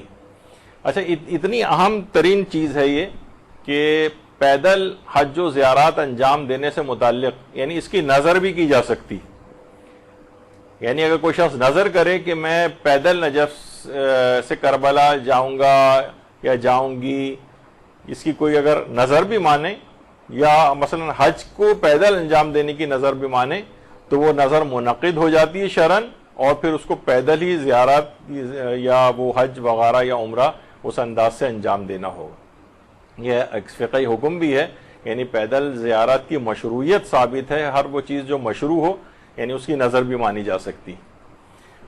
اور جو زیارات کے سفر وغیرہ ہوتے ہیں اس میں بہرحال یہ ہے کہ اگر شوہردار عورت ہے تو اپنے شوہر کی اجازت لے، اور اگر والدین کی اجازت تو اس صورت میں ہے کہ جب وہ ان کو اذیت اگر ہو رہی ہو وہاں جانے سے، مثلا حالات بہت ہی زیادہ خراب ہوں اور والدین اس لحاظ سے ان کو اذیت ہو رہی ہو، فکر مند ہو رہے ہوں، تو پھر والدین کی اجازت بھی درکار ہوتی۔ اگر وہ اجازت نہ دیں تو پھر نہیں جانا چاہیے، خواہ وہ سفر زیارت ہی کیوں نہ ہو۔ اور وہاں جا کر اکثر لوگ بہرحال چوکھٹ پر جا کر سجدہ کرنے والا جو ایک مسئلہ آتا ہے، لوگ اس کو اس طور پر سمجھتے نہیں. دیکھیے سجدہ شکر کی نیت سے کسی بھی سمت میں سجدہ کیا جا سکتا ہے، لیکن بہرحال کوئی ایسا طریقہ کار اختیار نہ کیا جائے کہ جس سے یہ ہو کہ ہم ائمہ معصومین کو جا کر جو ہے وہ سجدہ کرتے ہیں. لوگ بہت سے افراد اس کے اوپر، کیونکہ سجدہ تعظیمی بھی ہماری فقہ میں حرام ہے، اور حضرت آدم کو اور برادران یوسف کا حضرت یوسف کو سجدہ کرنا، اس کے متعلق بھی علماء نے کہا کہ وہ حضرت یوسف کو سجدہ نہیں تھا، سجدہ پروردگار عالم کو تھا، وہ شکر کے سجدے میں گر گئے تھے. اور حضرت آدم والا جو سجدہ تھا فرشتوں کا، وہ بھی سجدہ تعظیمی نہیں تھا، بلکہ وہ حکم پروردگار کو سجدہ تھا. وہ پروردگار کسی بھی سمت میں حکم دے دے اگر سجدہ کرنے کا، تو وہ تو حکم خدا کی بجاوری کا سجدہ تھا. اس کو بھی لوگ کہتے ہیں کہ آدم کو قبلہ بنایا گیا تھا، تو اس پہ آیت اللہ خوئی نے بھی اس کی جوابات دی کہ اگر آدم کو فقط قبلہ بنایا جاتا تو شیطان کو بھی اس پہ کوئی اعتراض نہیں تھا. اس کا مطلب ہے سجدہ آدم کو ہی کروایا گیا تھا، قبلے کے طور پر نہیں تھا. قبلے کے طور پہ ہوتا تو اس کا کوئی محل نہیں تھا، شیطان کو بھی اس سے انکار نہیں تھا، لیکن شیطان بھی یہ بات سمجھ رہا تھا کہ سجدہ آدم ہی کو کروایا جا رہا ہے. تو آقا خوئی نے یہ بات لکھی، اور دیگر علماء بھی یہ بات کہتے ہیں کہ اصلاً حکم خدا کو سجدہ تھا. اب اللہ جس کو بھی کہہ دے کہ اس کو سجدہ کرو، درخت کو کہہ دے کہ اس کی طرف رخ کر کے سجدہ کرو، رخ بھی نہیں اسی کو سجدہ کرو، تو اب ہم جو چیز انجام دیں گے وہ حکم پروردگار کو انجام دیں گے.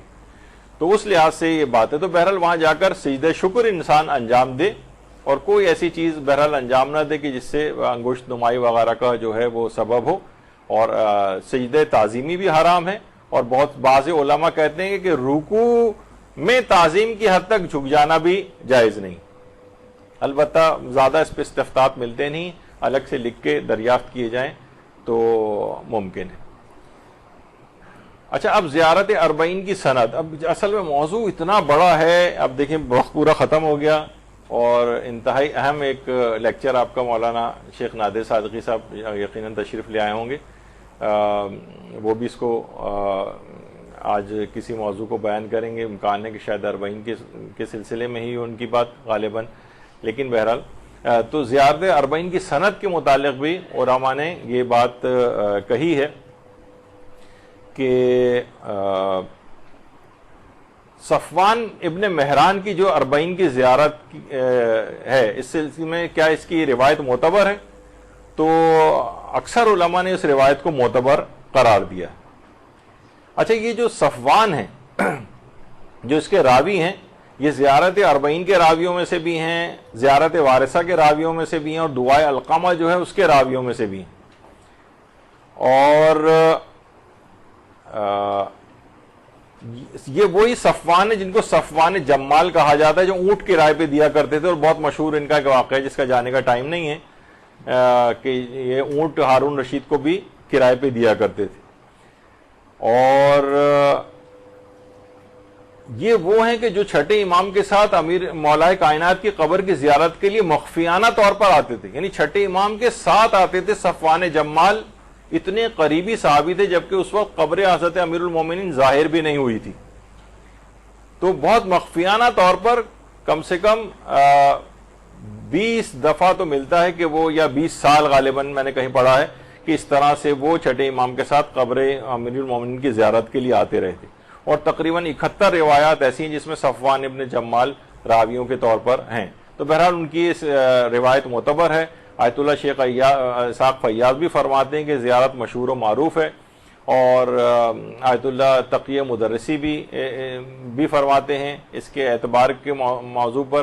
اور زیارت اربعین کی سند جو ہے وہ آیت اللہ شیخ وحید خراسانی بھی اس کو فرماتے ہیں کہ یہ معتبر ہے. اس وجہ سے یہ چیز بیان ہو رہی ہے کیونکہ بہت سے افراد جن کو ہر چیز کو ضعیف ثابت کرنے کا ایک جنون سوار ہوتا ہے، وہ زیارت اربعین کے اوپر بھی یہی والے اشکالات کرنے لگے ہیں کہ یہ معتبر نہیں ہے زیارت اربعین. تو اس لحاظ سے یہ فتاوے بھی آپ کی خدمت میں پیش کیے جا رہے ہیں. تو زیارت اربعین کی سند میں آیت اللہ سعید الحکیم بھی فرماتے تھے کہ یہ اس کے زیارت کے الفاظ مشہور ہیں، اور مناسب نہیں ہے کہ اس میں کسی قسم کا کوئی خدشہ ظاہر کیا جائے. اور بڑا طویل اب اس کا موقع نہیں ہے پڑھنے کا. آیت اللہ سید ضیاء مرتضوی نے پورے اس کے تفصیل بیان کی ہے کہ یہ زیارت اربعین کی طور پر مستند روایت سے ثابت ہے. آیت اللہ خوئی سے بھی جب پوچھا، آیت اللہ سیستانی سے پوچھا گیا تو انہوں نے فرمایا کہ دعاؤں اور زیارت کے سلسلے میں سند کو ملاحظہ کیا ہی نہیں جاتا، بلکہ ان کی سند ان کے اعلیٰ اور بلند پایا مضامین ہوتے ہیں، یہی بس ان کی سند. اور یہی آیت اللہ سیستانی سے مختلف انداز سے زیارت اربعین کا سوال کیا گیا اور کہا کہ بعض افراد یہ کہتے ہیں کہ زیارت اربعین ثابت نہیں ہے، آپ کیا فرماتے ہیں؟ تو امام آیت اللہ سیستانی نے فرمایا ایسے افراد کی بات پر بالکل کان نہ دھرے جائیں. اب اتنا وقت نہیں ہے ہمارے پاس، کیونکہ ورنہ مولانا کا میں وقت لے لوں گا، وہ مناسب نہیں ہے، اگرچہ گفتگو اس کے اندر اور بھی بہت کافی موجود تھی. تو بہرحال بس آخر میں یہی دعا ہے پروردگار عالم سے کہ وہ آئندہ سالوں میں ہمیں بھی محروم قرار نہ دے اور دیگر زائرین کی طرح سے اس طرح اس سال زائرین اربعین کے موقع پر وہاں پر پہنچے ہوئے ہیں، یہ سعادت ہم سب کو نصیب فرمائے. وصلی اللہ علی محمد وآلہ الطیبین الطاہرین. درود.